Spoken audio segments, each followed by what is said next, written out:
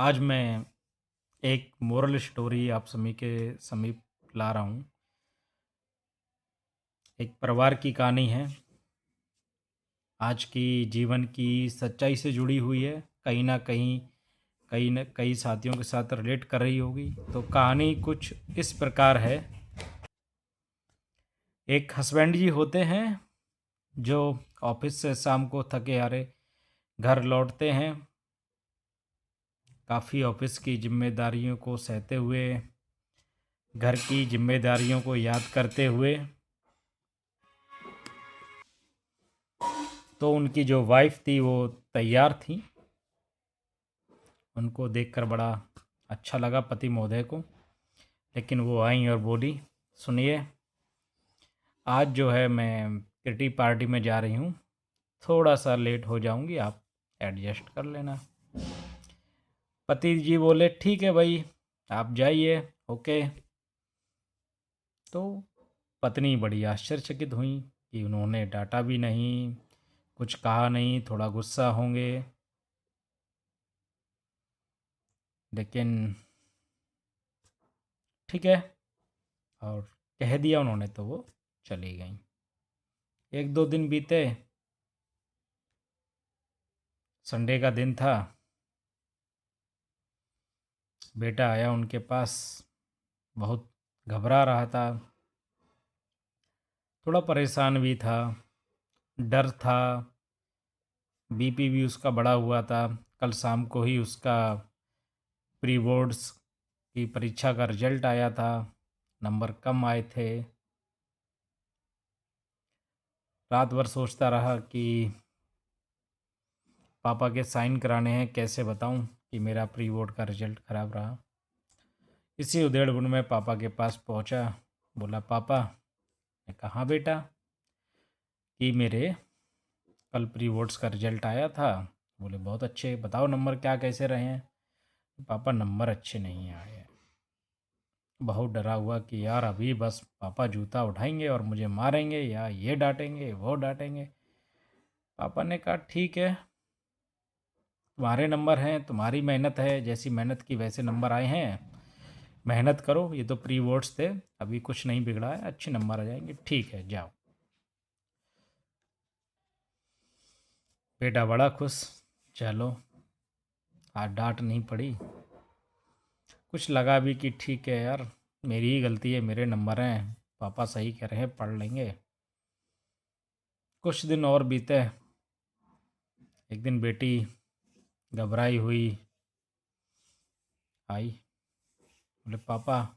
क्या हुआ? मैं आपकी कार लेके गई थी, उसमें डेंट आ गया।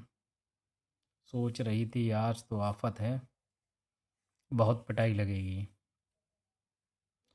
लेकिन उनके पापा बोले, ठीक है, मैकेनिक ठीक कर देगा, ओके, जाओ पढ़ो जाके। बेटी बड़ी चौंक गई। अब मम्मी, बेटा और बिटिया तीनों बैठे। बोले, पापा को हुआ क्या? ना आप चिल्लाते हैं, ना कुछ कहते हैं, ऐसी क्या बात है? ठीक है, ठीक है। तो बोले कि पूछा जाए, पापा कोई टेंशन है, लगता है कुछ कहते नहीं हैं। तो तीनों जो है पहुँचे, बैठे। बोले, हमको आपसे बात करनी है, हम सभी को। बोले, हाँ बताओ। बोले कि पता नहीं आजकल आपका व्यवहार बदला बदला सा है, ना तो आप कभी गुस्सा करते हैं, ना हम लोगों को डांटते हैं, ना कुछ कहते हैं। क्या बात है? कहाँ ऑफिस का तनाव है? क्या समस्या है? क्योंकि फैक्ट है कि कोई भी अपनी गलती तो मानता नहीं है, तो ये किसी के दिमाग में नहीं आया कि हम गलती कर रहे हैं।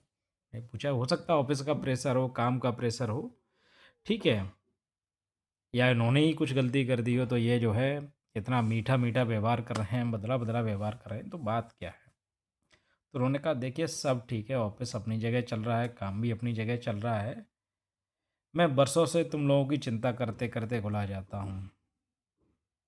तुम पढ़ नहीं रहे हो, तुमको अपनी सहेलियों से फुर्सत नहीं है, तुम मोबाइल में लगी रहती हो, बच्चों पे ध्यान दो, बच्चे अपने में लगे हुए हैं, ठीक है, बिटिया अपनी जिम्मेदारी नहीं समझ रही है। तो इन सब में कहीं ना कहीं मेरी शांति जल गई। शुगर, बीपी, कई प्रकार की समस्याएं बाहर से कहीं ज़्यादा अंदर प्रताड़ित होती है। कभी ये बात, कभी वो बात। अब मुझे अपनी शांति चाहिए, तो मैं क्यों गुस्सा करूं?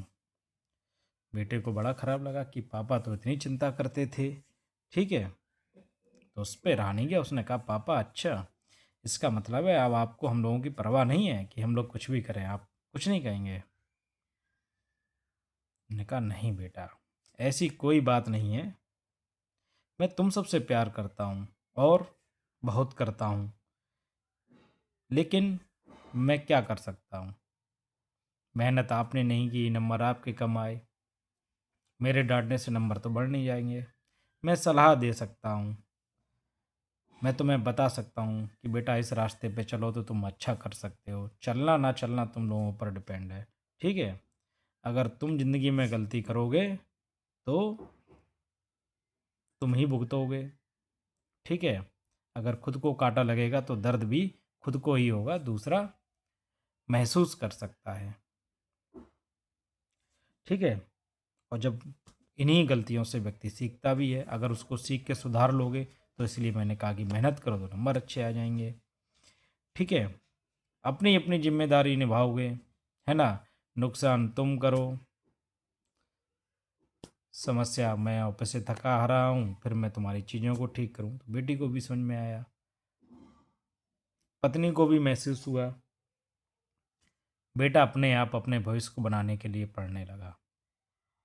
वो समझ गया कि हाँ, कि कोई भी जीवन भर किसी के साथ खड़ा नहीं रहता। इस जीवन की गाड़ी के कभी कोई पीछे छूट जाता है, कभी कोई आगे निकल जाता है।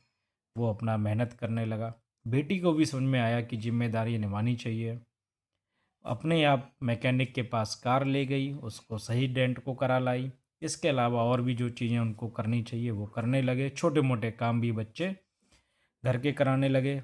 पत्नी को भी समझ में आया कि हाँ, बाहर समय देने से या दोस्त या मोबाइल में या इत्यादि में समय व्यर्थ करने से बेहतर है कि समय का प्रबंधन और खुद के लिए काम करना। तो मोरल ऑफ द स्टोरी या इस कहानी के द्वारा मैं यही कहना चाहता हूँ कि हम जो भी कार्य करते हैं तो सबसे पहले फर्स्ट ऑफ ऑल क्या होता है, वो हम अपनी शरीर के लिए करते हैं। बच्चा चलना सीखता है, उसको खाना चाहिए, ये उसकी बेसिक नीड्स हैं।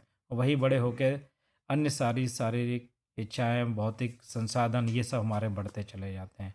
एसी चाहिए, कूलर चाहिए, ये सुख संसाधन चाहिए, किसी को जलाना है, बड़ा मकान करना है, ये करना है। ठीक है, ये सब सेकेंडरी होती है। इन सब में हम अगर कहीं भूल जाते हैं तो हम अपने खुद के मकान यानी अपनी बॉडी को भूल जाते हैं। तो ये बहुत ज़रूरी है कि आप अपने शरीर का ख्याल रखिए। ठीक है, एक अच्छे मन में अच्छे विचार आते हैं, और अच्छे मन में अच्छे विचार तब आएंगे जब आपका तन भी अच्छा होगा, आप बीमार नहीं होंगे। तो अपनी जिम्मेदारी, अपने कार्यों को आप स्वयं जब आकलन करेंगे तो आप स्वयं अपने आप में सुधार कर लेंगे। आप सभी को यह कहानी कैसी लगी, ज़रूर इसे शेयर करें, लाइक करें, कमेंट करें। धन्यवाद।